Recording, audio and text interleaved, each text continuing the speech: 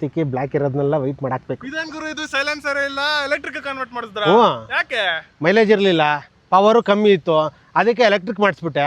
ಈಗ ಮೈಲೇಜ್ ಸಖತ್ತಾಗಿ ಬರ್ತಾ ಇದೆ, ಪವರು ಚೆನ್ನಾಗಿದೆ, 0 ಮೇಂಟೆನೆನ್ಸ್. ಸೂಪರ್ ಗುರು, ಎಲ್ಲಿ ಮಾಡಿಸ್ದೆ? ಗ್ರೀನ್ ಟೈಗರ್ ಮೊಬಿಲಿಟಿ ಅಂತ ಇದೆ.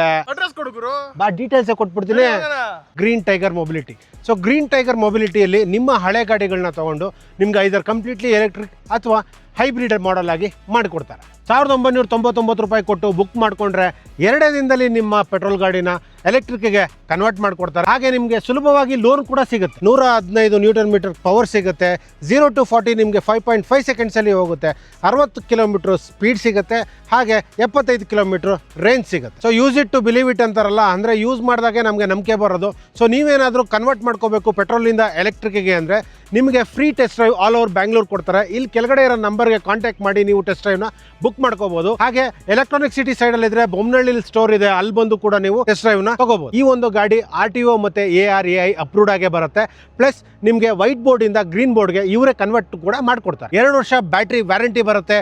ಹಾಗೆ ಫುಲ್ ಚಾರ್ಜ್ ನಿಮಗೆ ಜಸ್ಟ್ 3 ಅವರಲ್ಲಿ ಆಗುತ್ತೆ. ನಾರ್ಮಲ್ ಆಗಿ ನಿಮ್ಮ ಮೊಪೆಡ್ಗೆ ಸಿಂಗಲ್ ಸಸ್ಪೆನ್ಷನ್ ಬರುತ್ತೆ, ಆದರೆ ನೀವು ಕನ್ವರ್ಟ್ ಮಾಡಿಸ್ಕೊಂಡ್ರೆ 2 ಸಸ್ಪೆನ್ಷನ್ ಅಂದರೆ ಡ್ಯೂಯಲ್ ಸಸ್ಪೆನ್ಷನ್ ಬರುತ್ತೆ. ಆಲ್ಮೋಸ್ಟ್ 125cc ಬೈಕ್ಗೆ ಯಾವ ಥರ ನಿಮಗೆ ಸಸ್ಪೆನ್ಷನ್ ಬರುತ್ತೆ ಅದೇ ಥರ ಸಸ್ಪೆನ್ಷನ್ ಬರುತ್ತೆ. ಸೊ ಕಂಫರ್ಟಬಲ್ಲು ಮತ್ತು ಕ್ವಿಕ್ ರೈಡ್ಗೆ ಸೂಪರ್ ಆಗಿದೆ. ಸೊ ನಿಮ್ಮ ಗಾಡಿ ಪೆಟ್ರೋಲಿಂದ ಕನ್ವರ್ಟ್ ಮಾಡಿದ ತಕ್ಷಣ ನಿಮಗೆ 3 ಮೋಡ್ ಸಿಗುತ್ತೆ.